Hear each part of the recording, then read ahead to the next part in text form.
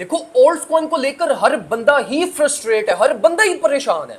तो ये मत सोचो कि आपकी कंडीशन को एक्सेप्शनल कंडीशन है। हर ट्रेडर, हर तीसरा चौथा बंदा ओल्ड कॉइन की पुअर परफॉर्मेंस से डैमेज हुआ हुआ है। और स्पेसिफिकली वो सारे लोग जिन्होंने लॉन्ग टर्म प्लान्स बनाए हुए हैं, वो बेचारे भी स्टक हैं। अब करना क्या चाहिए ऐसी कंडीशन में कि हम किस तरीके से, कैसे अपनी स्पॉट होल्डिंग्स को या अपनी वो होल्डिंग्स जो हमारी लॉस में है उनको हम कैसे हेज करें to make, to come to break even और अल्टीमेटली या थोड़े बहुत प्रॉफिट्स बनाने के लिए। देखो मेरा प्लान इस टाइम पे सिर्फ और सिर्फ ये है कि मैं सिर्फ और सिर्फ क्वालिटी सेटअप्स के ऊपर इस टाइम पे फोकस कर रहा हूं। मेरी अपनी स्पॉट एक्यूमुलेशन, अच्छी भली स्पॉट एक्यूमुलेशन मेरी इस टाइम पे मार्केट में स्टक है। और अगर मैं लमसम बात करूं तो ऑलमोस्ट 17% मेरी जो होल्डिंग है ना वो इस टाइम पे नेगेटिव में चल रही है, which is a big deal. अब देखो, अब जो मैं कर क्या रहा हूं बेसिकली इस टाइम के ऊपर, ना मैंने अपनी लॉन्ग टर्म होल्डिंग्स की डीसीए प्लान की है, ना मैंने कुछ और किया है। मेरे पास जो रिमेनिंग कैपिटल बचा हुआ है मैं उसको अपना 100% कैपिटल कंसिडर कर रहा हूं। और मेरा प्लान सिर्फ और सिर्फ यह है कि मैं क्वालिटी सेटअप्स की तरफ जाऊं। मैं छोटे छोटे माइनर सेटअप्स को मार्केट में ट्रिगर करूं, ताकि मेरा वो जो 17% इस टाइम पे लॉस है मैं उसको किसी तरह से 10 पे ला सकूं, 15 पे ला सकूं, 8 पे ला सकूं, या उसको और ड्रॉप कर सकूं।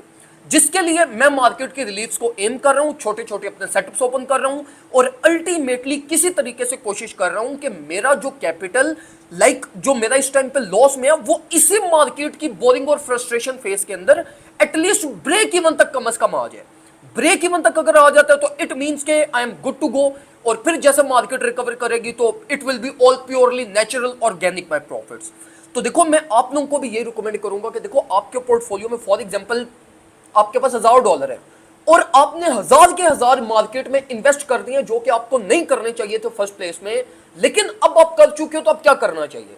आप एटलीस्ट अपना उस 1000 में से $200 अपना फ्री करें। $200 फ्री करने के बाद आप आ जाओ मेजर कैप्स में, लाइक एथेरियम को ट्रेड करो, बिटकॉइन को करो, आप जो है वो एक्सआरपी को करो, उन कॉइन्स को आप ट्रेड करो जिनमें स्टेबिलिटी बड़ी अच्छी मेंटेन और रिकवरी रेट अच्छा मिल रहा है। उन प्रोजेक्ट्स के अंदर आप अपनी माइनर माइनर छोटी छोटी अपनी पोजीशंस लें, ताकि जो आपके पास कैपिटल है आप उसको यूटिलाइज करते हुए अपने ओवरऑल लॉस को थोड़ा थोड़ा करके रिकवर कर सको। तो मैं तो आपको ये रिकमेंड करूंगा कि अब जो टाइम है वो यही टाइम है कि आप अपने टेक्निकल्स पे फोकस करें, टेक्निकल्स के अकॉर्डिंगली अपनी स्पॉट होल्डिंग्स को अपने थोड़े से कैपिटल फ्री करके हेज करना स्टार्ट करें। वो अल्टीमेटली आपको आहिस्ता आहिस्ता ग्रोथ की तरफ लेकर जाएगा।